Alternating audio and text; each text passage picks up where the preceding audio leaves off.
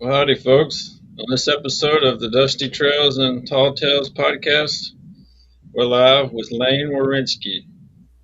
Since we last spoke, Lane has launched an entirely new series, The Frontier Scout, and every book so far has reached number one in Amazon's Louis L'Amour Western category. Lane, thank you for being with us tonight and welcome back to the show. Well, thank you. I appreciate being here. I appreciate the invitation. It's been a great day, and I hope it continues that way. Yeah. Well, when we last spoke, you'd written mostly just the Grizzly Killer series, and you'd started working on the Frontier Scout. What inspired that series? I wanted to do something a little bit different than the Mountain Man. Um, I in my mind, I'm telling a story of the westward movement of America, of the growth that took place. The mountain men started it. They blazed the trails through the Rocky Mountains, and then the settlers started um, coming west. And I felt like the story just needed to continue with that development. You know, if everything goes well, uh, the Frontier Scout series will develop into more of the settling of the West, the towns being built, and the struggles that the people had. I just felt like it was very important as a history buff, as a you know, I guess amateur historian. I feel like that the struggle that the pioneers had in opening up this land was just monumental, and I feel like there's a lot of fantastic stories to be told about that happening. How did it feel when that first book hit number one right out of the gate? It was a real frustrating day. The day that Caleb's Journey launched, Amazon didn't upgrade their ratings until late that evening, and I was kind of in a panic mode because most of that day the book was way down the list, and then all of a Mhm. sudden, I don't know, it was like 8 o'clock that night. All of a sudden, it jumped right up there into right near the top, and you know it was I don't know, it was, I think, 3 or 4 days later before it hit number one. But that's always a great feeling. I feel like I've been extremely fortunate, and I'm very thankful for the reception that the characters I've created has had with the readers. Yeah. But did you expect that kind of success right out of the gate? I wasn't sure, but yeah, I kind of did expect it. Maybe mostly out of hope, but uh, I'd had a great deal of success with the Grizzly Killer series before this. That the Grizzly Killer series was 21 books, and every single one of those 21 books reached the number one bestseller spot. Some only stayed there for a minute or two, but they Yeah. all flag. And I was really hopeful that the new series, being a totally different storyline and different characters, I really didn't know how it was going to be accepted. And when it was accepted, when it did hit the number one spot, it was very rewarding. Yeah. Well, how would you describe the main character in Frontier Scout to someone who hasn't read the series yet?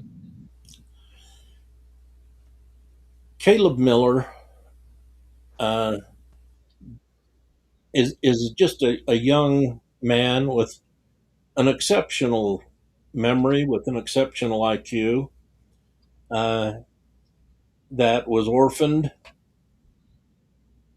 as a young teenager, and he's been on his own. Uh, the story goes, from he was born and raised in Springfield, Missouri, and Caleb's whole goal was to make a success out of his life uh, with his longtime sweetheart, Nettie. And as they got married very young, and his whole goal was to get away from Springfield, to get away from where he was just known as the Miller orphan. And the story takes off from there. He they, they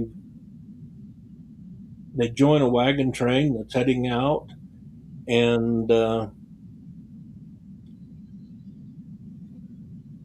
wagon train is attacked. It's pretty well everyone in it's massacred, but their wagon had broke down, and so he was well behind the wagon train, and so him and Nettie survived.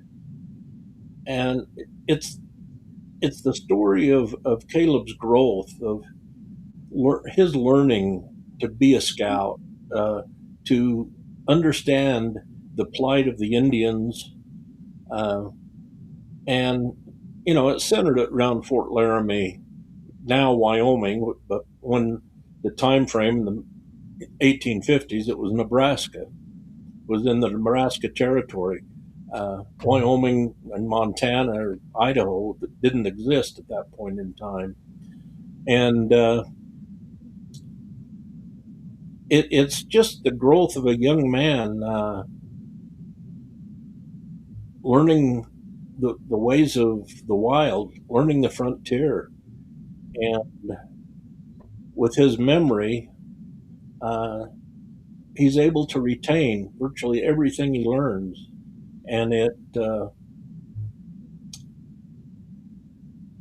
think at the story, his whole goal is to someday eventually make a homestead for him and his wife. And the story goes, he's growing, but because of the unrest with the Cheyenne and the Arapaho in the Fort Laramie area, he feels like his best bet to make that homestead happen one day is to accept the position as the frontier scout for the Second Cavalry out of Fort Laramie. And that story, that's basically the whole story of what's going on in the book right now. Yeah. Well, I know each book is a standalone story, but are there any overarching storylines that carry out throughout the entire series? Absolutely. Uh, each book is a standalone, but if you don't read them in order, you're really missing out, I believe, on a lot of the character development and the growth that Caleb and Nettie go through as they learn to navigate the Native Americans, to navigate the frontier, and learn to live in a wilderness that is so totally different from the Missouri town where they grew up.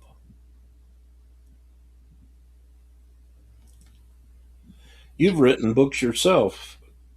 Well, yeah, How this has been, I'm sure, a real exciting year for you as well. Uh, was this your first published book that's come out this year? yeah. With the publisher, the ones I had previously published, I'd self-published and done all the stuff myself, all the promoting and formatting and everything, and it kind of just got to be too much, having pretty much three full-time jobs and still trying to find time to write. So, and I found Dusty Saddles, and the rest was history. what's your experience been like, and have you enjoyed the process much more so now? Oh yeah, because it gives me time to just write and not focus so much on promoting. Of course, I still do a lot of promoting with this, the podcast and the YouTube channel and a lot of social media stuff. But with all the stuff that Dusty Saddles does, it takes a lot off and gives me more time to spend writing. My very first book that I wrote, 10 years ago, I self-published it because I knew absolutely nothing about the publishing industry. I had no idea what it took to get a book on the market. And Yeah, I did it a little bit different in as much as I paid one of these self-publishing companies to put it out there. Uh, I learned in a hurry that those companies are much more interested in milking the authors for their money than they oh are in yeah, selling or promoting any of the works that they produce. yeah. That's why I didn't do it with companies. I try to do it all myself. You know, I format it, and my uncle designed the covers for me, and I tried. It was really too much. So having Dusty Saddles now, as opposed to 10, 15 years ago when there wasn't really any Western publisher, and plus with what all they're doing for the Western genre in general is just great to see. It really is. We're really putting the Western genre out there in front of the people, and the readers are really responding. I mean, I look at the numbers of readers that I have, and it's not just in America; it's all over the world. I mean, each one of my books, I get reviews from Australia, from New Zealand, from Canada, England. I've had reviews from South Africa, India, Yeah, France, Germany. Uh, so there is definitely a market for the Western, and I am really, really grateful for Dusty Saddles. It took me a long time to finally make the jump from my previous publisher over to Dusty Saddles, but it's been absolute phenomenal for me. Uh, the exposure that I'm getting, the exposure that my books are getting, and the exposure that the Western genre is getting with Dusty Saddles behind us is absolutely spectacular. I can't thank them enough. yeah. And that's one of the things I've noticed too since I started this podcast and I've talked to people from basically all over the world, like Alfred Wallen from Germany. He's a fantastic Western writer, and Manuela Snyder. It's, and I've talked to Dio Michael from England. It's just amazing how wide reaching the Western genre is and the appeal that it has to people all over the world. It really is. There's been times that I've kind of cussed Amazon the way they do things and the control they have over the industry. But without Amazon, where would we be? You Yeah, know, I can sit here in my little office out here in the sticks in northeastern Utah. Uh, I live a long ways from town. I live a long ways from people. But I can sit here in my little office and write a book and never leave my office and yeah, have that book being read all over the world. yeah. It's amazing. Without Amazon, that wouldn't be happening. So, I'm very thankful for Amazon. Uh, at times I wish they'd do things a little different than they do, but I'm sure, everyone has their own opinion about that. Yeah. Well, since you mentioned sitting there writing in your office, what's a typical day of writing look like for you? Do you have a set word count you try to hit, or do you write in bursts? I have I when I sit down to write, I tried my goal is 2,000 word days. Uh, a lot of times, I don't hit that. I have to be satisfied with 1,200, 1,500 words. Yeah, Occasionally, I'll blow that out of the water and get up to, 3,000 uh, words a day. I'm not a yeah, fast writer. I'm not the greatest typist in the world. Sometimes I think my fingers have a mind of their own. yeah, But my typical day starts. I'm usually out of bed at anywhere between 6 and 7, and I'm generally in the office right around 9 or sometimes 8, and I'm good for 4 or 5 hours sitting at the typewriter. A typewriter, you can tell my age. Keyboard. But in that time, it depends on where I am in the story. If I have to do research, I really strive for accuracy, historical accuracy. Although my stories are fiction, the landscape and the events that happen generally are true, and it takes a fair amount of research uh, from being accurate with the type of firearms that is being used, uh, to the exact location of where the different Indian tribes, the lands that they controlled. Uh, I feel like that research is critically important to keep the storyline going.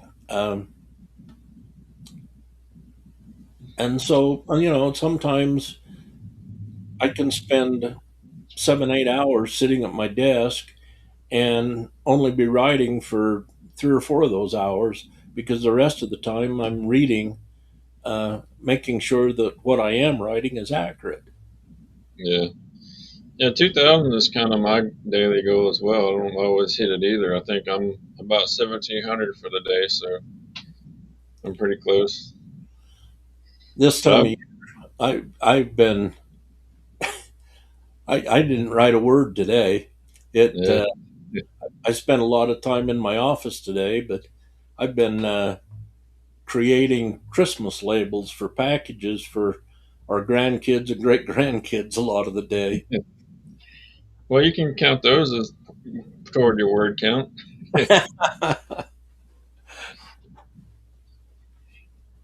But I see you've got a new book out that you wrote, you co-authored. How did that process turn out for you? well, it was I pretty much did it myself. I just used Mr. Thompson's characters, and then I came up with a story myself. It's called Peter Turner Bounty Hunter: Blood Trail to Perdition. It actually was released today. I didn't know they were planning on doing that until this morning. But it was a unique experience because I've never written with somebody else's characters before. But it turned out to be a lot of fun, and that's something I wouldn't mind doing again. Have you ever done anything like that? I have not. I haven't. At this point in time, I'm not really. I don't really see myself doing that here in the near future. Yeah, Maybe eventually that'll come. Uh, but right now, the success I'm having, I really don't want to jump away from that. I don't want to take chances that something might not work out.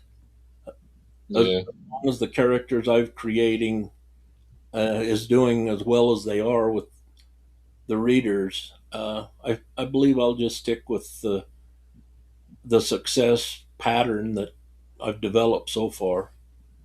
Yeah, well, that makes sense. Are you working on the next Frontier Scout series, or have you given any thought to going back to Grizzly Killer? You know, I think about going back and writing more in the Grizzly Killer series all the time. I have people, I've got people asking me when the next Killer is coming out. Um, I had two requests today uh, on my Frontier Scout ads or posts that they wanted to know when the next Grizzly Killer was coming out.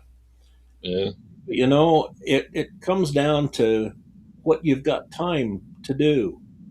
yeah, Like I said, I'm not the fastest writer in the world. It usually takes me, it takes me a couple of months to write a 70, 80,000 word book.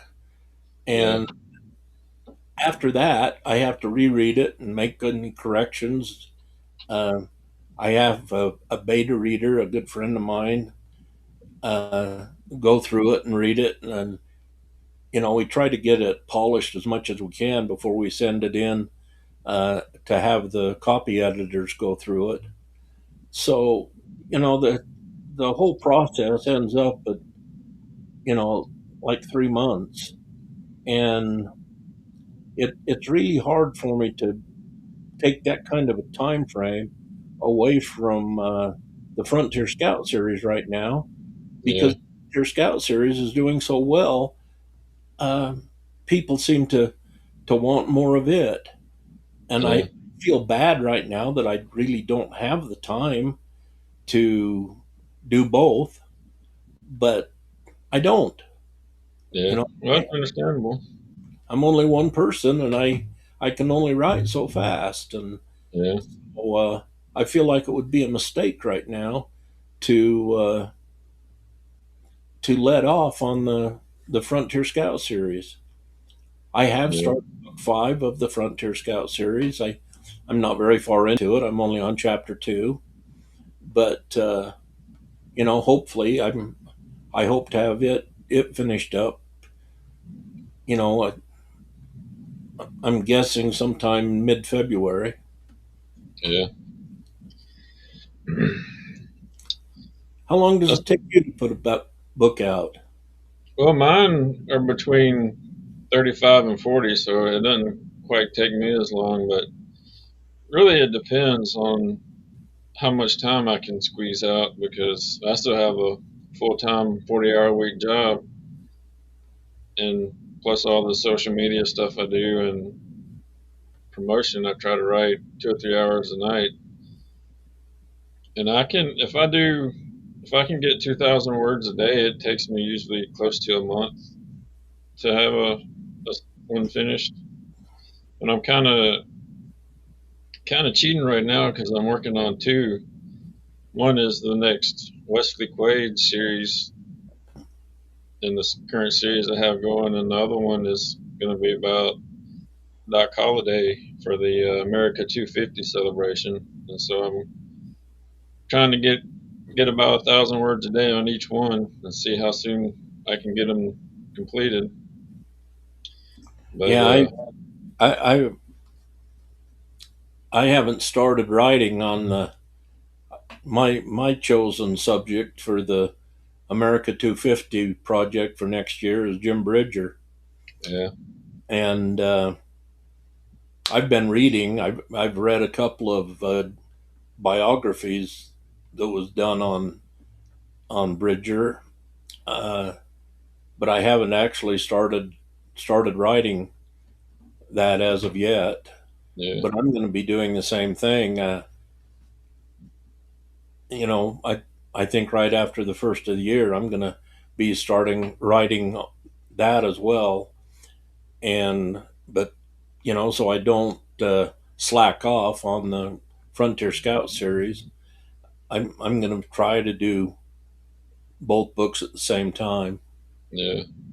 This is the I first time I've ever worked on two separate projects at once. Usually I'll stay on one and get finished with it before I start the next one, but I was Me working on too. the Doc Holliday book today, and Wesley Quaid was begging around in my noggin, and he wanted to go for a ride, so I let him have a few pages too. So Yeah, it sometimes it's hard to keep your characters all straight in your head too. yeah, I feel like one of the things that's extremely important in writing uh, is the depth of your characters. I believe that you've got to have the readers really become emotionally attached, and I think that takes a lot of background. It takes a lot of thought process that goes into that character development. yeah, But without that character development, I believe you're just writing words on paper. yeah. Uh, It becomes more like a newspaper report, and just exactly. I feel like you've really got to create a character that your readers can become attached to, yeah, that they can feel like they're part of the story as they're reading it. And I yeah, believe that's one of the biggest and most important things. And sometimes when you're switching back and forth, or you get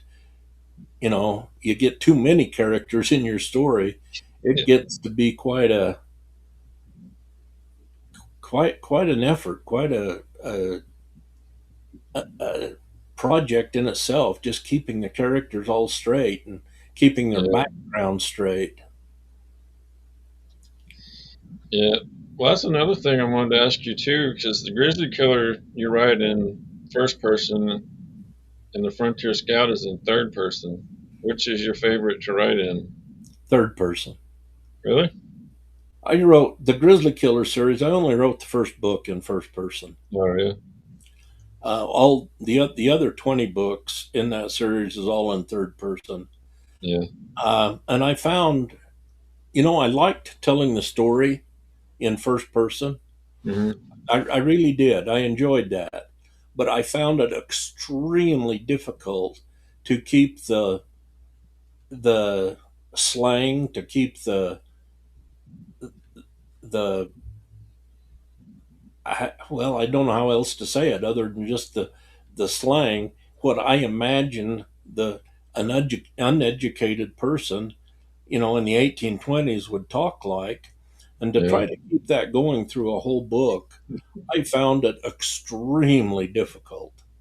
yeah, And that's why I switched to the uh, third person after that first book. yeah, yeah. It limits you too. I've always enjoyed it because a lot of Louis L'Amour books are in first person, and it feels like you're deeper in the character's head. But it limits you not only in like what you talked about, but in like storytelling techniques as well. You can't.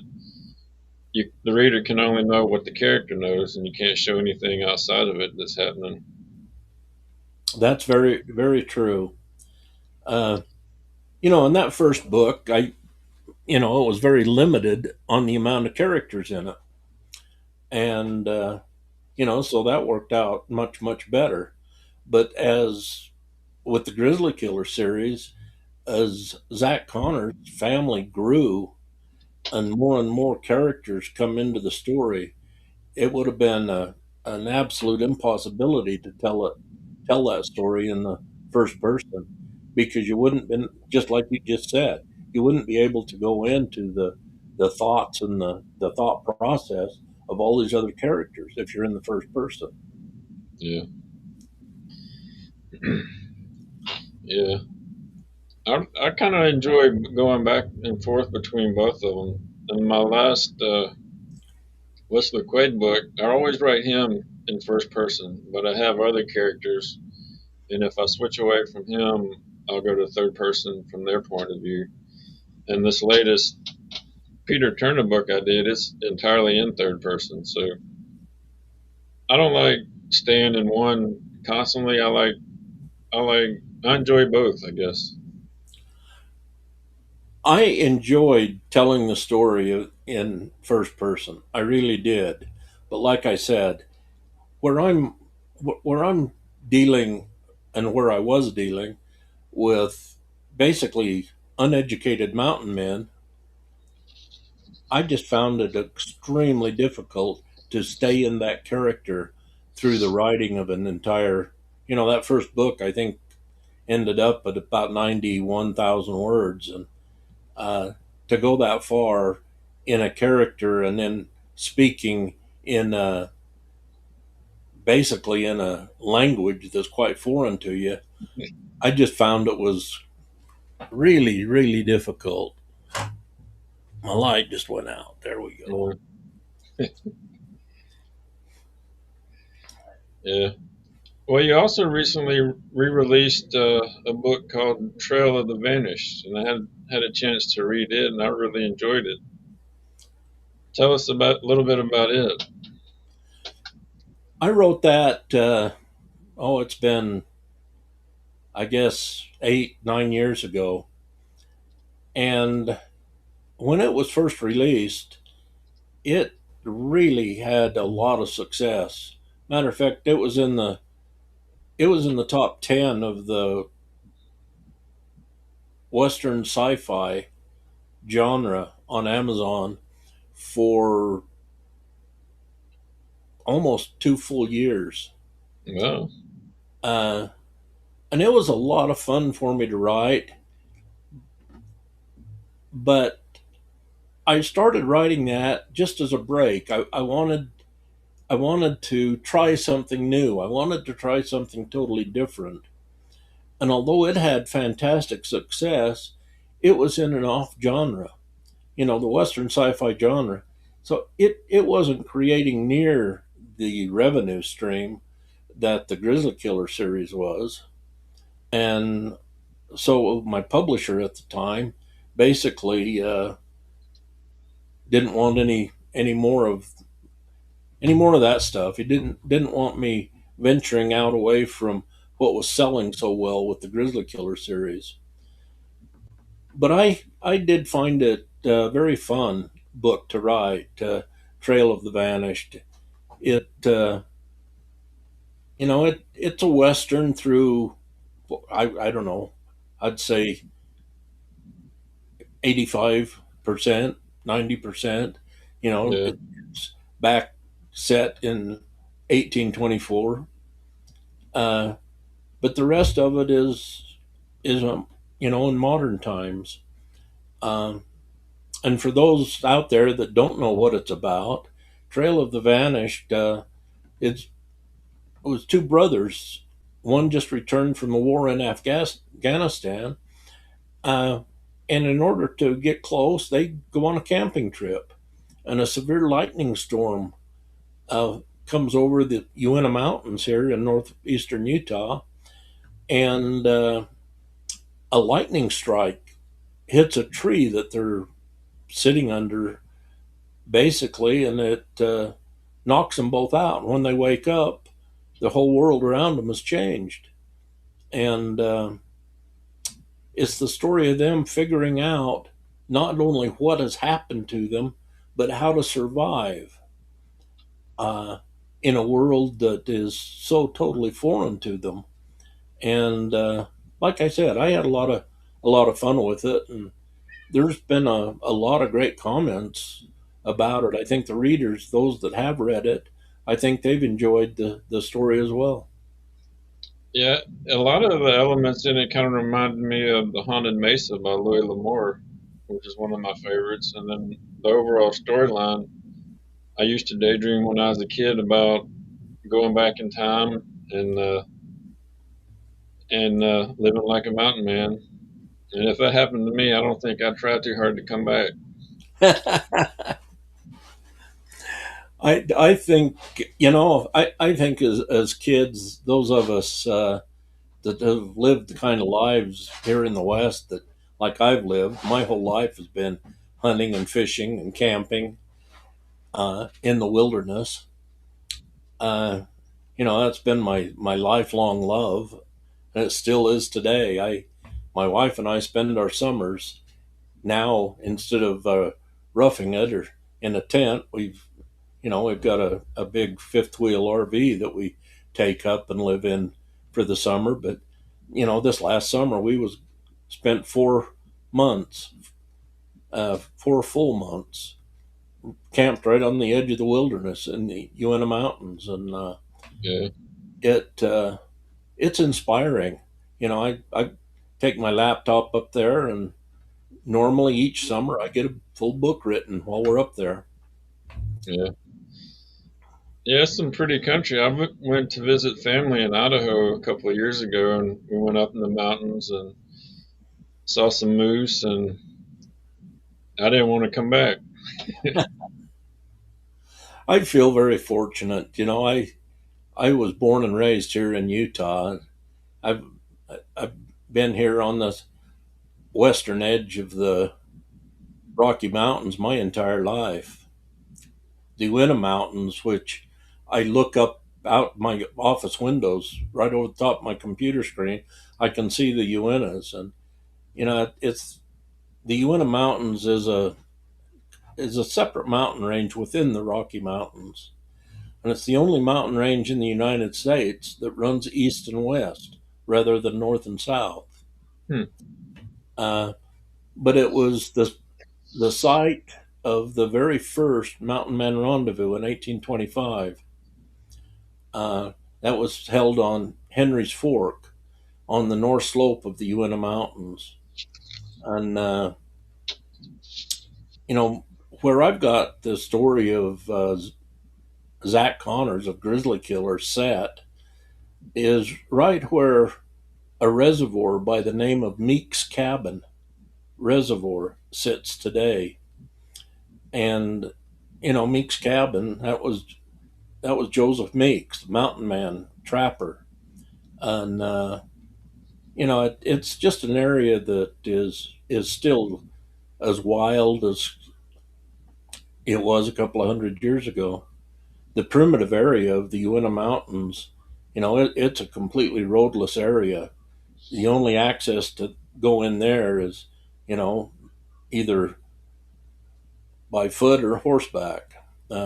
There's absolutely no motorized vehicles allowed into the primitive area, and it's really a wild place. Even where we park our RV, we have deer and moose uh, coming into camp virtually or walking through camp virtually every single day, and it's really a labor of love up there for me. You Yeah, know, I've actually been sitting at the table with the computer writing away, and I've had moose come right up and look in the window just a foot from me. Uh, dang. it's really it's a fantastic place that I thoroughly love. I've never, although I was raised and went to school in Salt Lake City, uh, I've never been a city person, never been a city boy. Um, Yeah, my father was born and raised on a small farm in south central Utah, and that's where I was born and spent the first few years of my life. And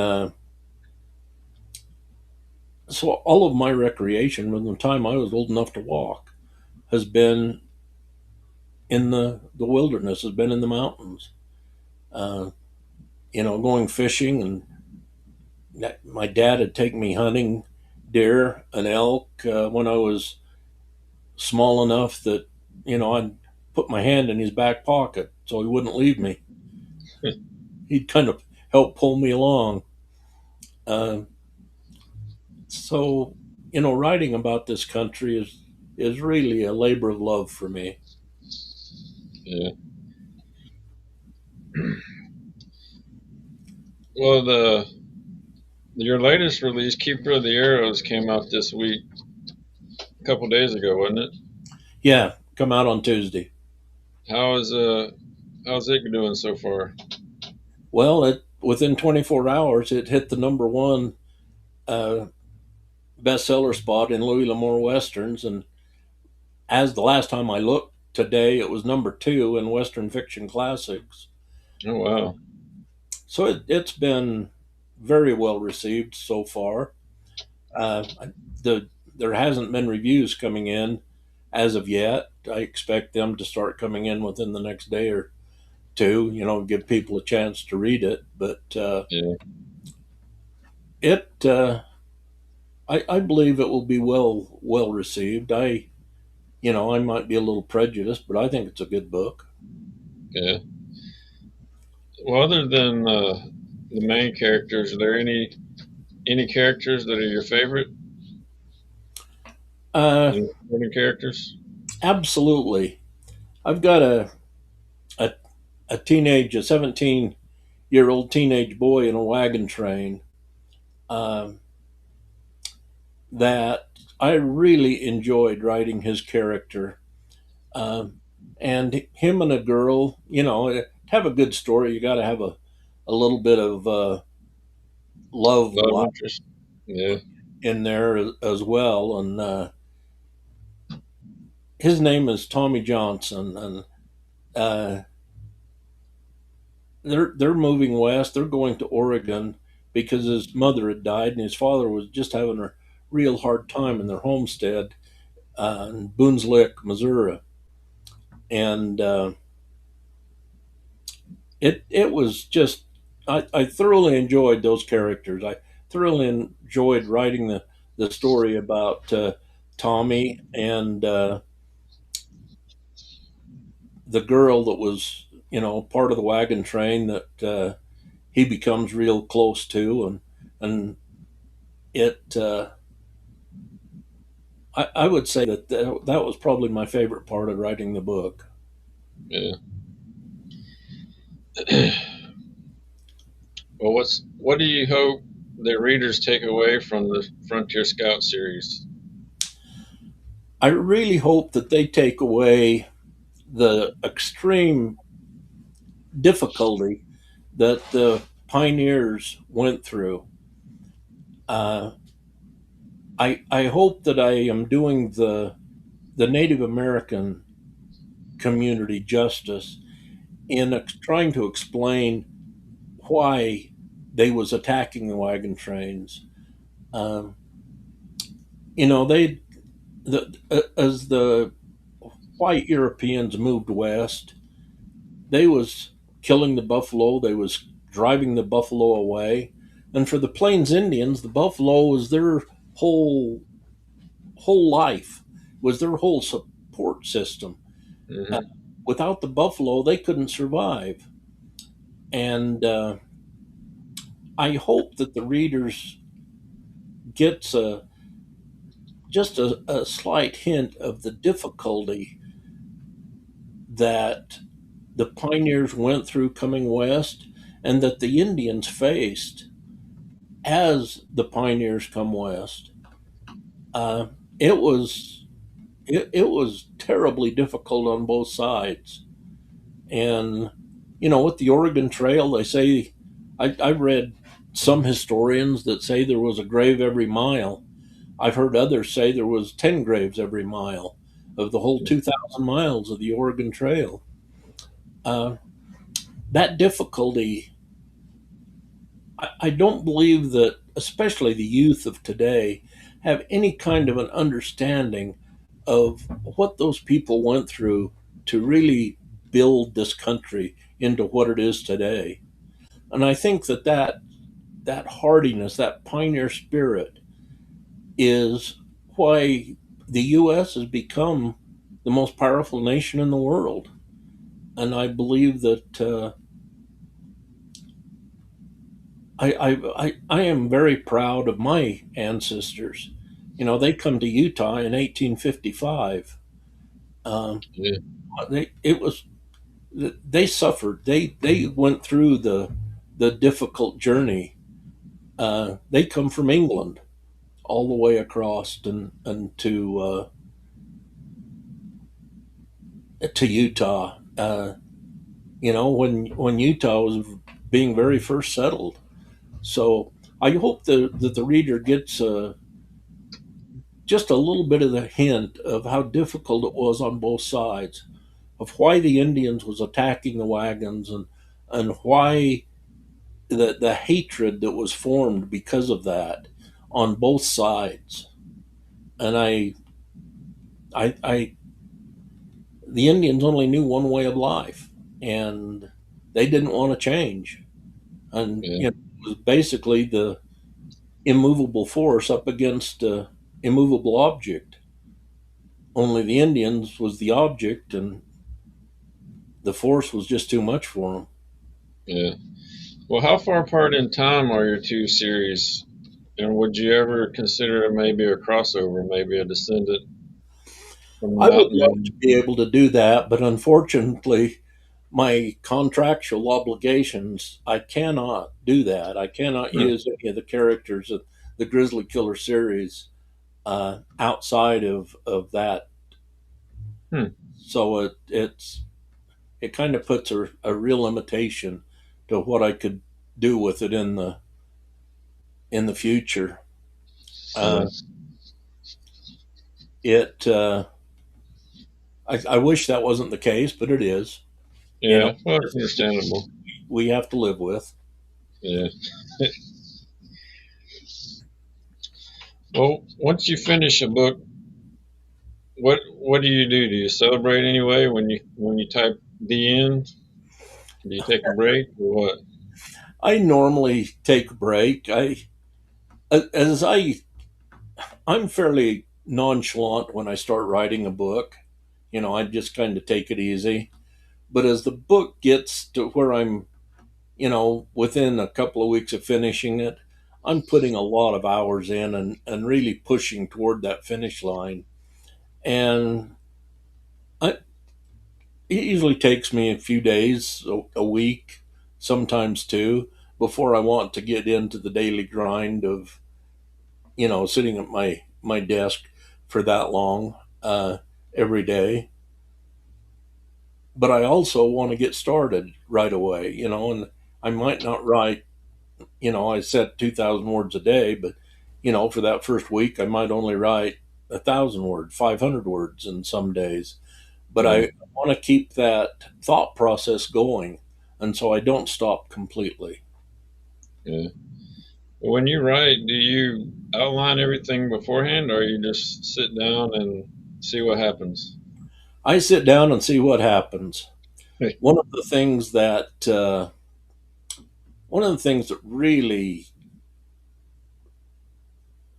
amazes me, I've tried to outline a book before, and my mind is just blank. There is nothing there. But Yeah. when I start on the keyboard, when I start telling the story, the characters just guide me through the book. And consequently, I have never been able to outline anything. There's many times I start a new chapter, I have absolutely no idea what's going to happen in that chapter until the last page of the chapter is written. Yeah. That's what I makes writing fun. I kind of go back to something I read too that Louis L'Amour's son wrote, and he tells a story of watching his father write, and he said he was just pounding away at the typewriter keys. He said he was typing faster than he'd ever seen him type before, and he said as he asked he said, "Daddy, why are you typing so fast?" And Louis L'Amour just looked at him and says, "Well, I want to see how the book ends." Yeah. Yeah, And that's one of my favorite stories about him as well. that's one of the things. That's the way I write. Yeah. I the characters guide me. As weird as that sounds, I don't guide them; they guide me. Yeah. No, That's how I write as well too. And in my last Wesley Quaid, I had an idea generally what I'm going to write towards. Like I have an idea of the ending, but what happens along the way, I have no idea until I sit down to write. And by the end of the book, there were characters that appeared that I hadn't even considered before. And so it's always fun to see what happens next. It is. I go back that first book of the Grizzly Killer series. You know, in that book, Grizzly Killer ends up with two Indian wives, and I tell you what, that surprised me every bit as much as it did him in the book that actually happened. Uh, but that's where the story went. That's where it was. That's what guided me. I just let the characters go and take me where they're going to take me. In this last book of Keeper of the Arrows, uh, in the Cheyenne tradition, in the Cheyenne beliefs, the four sacred arrows is one of their most cherished possessions, one of their most sacred possessions. And I try to tell that with the reverence and the history for the Cheyenne people in the story of the book. Uh, but the kidnapping of the two girls, the twin girls, and the fear that the girls presented to the Cheyenne, that was something that just kind of come about as I was writing. And it ended up being that's the main theme of the book is Caleb Miller and the Army Captain Wheeler is going after these two kidnapped girls and chasing them across the prairie. And, it become a really main theme of the entire book. Yeah. Well, what's the best way for our viewers to find you and your books and stay updated on what's coming down the line? My Facebook page, uh, you know, I try to stay very active on Facebook.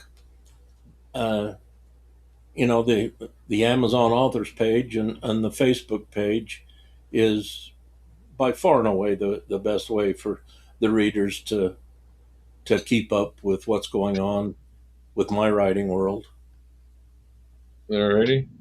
Well, Lane, it's been a pleasure talking with you. I appreciate you coming on the show tonight, and wish you all success with your series, and hope the next one's number one right away too. Well, thank you very much, Matt. I really appreciate being here and taking the opportunity. And good luck with your writing as well. I think you've got nothing but greatness into the future. Well, thank you. I hope to be half as great as you one day. Oh, well, thank you. You have a great evening. All right, you too. Thanks for watching, everyone. We'll see you next time.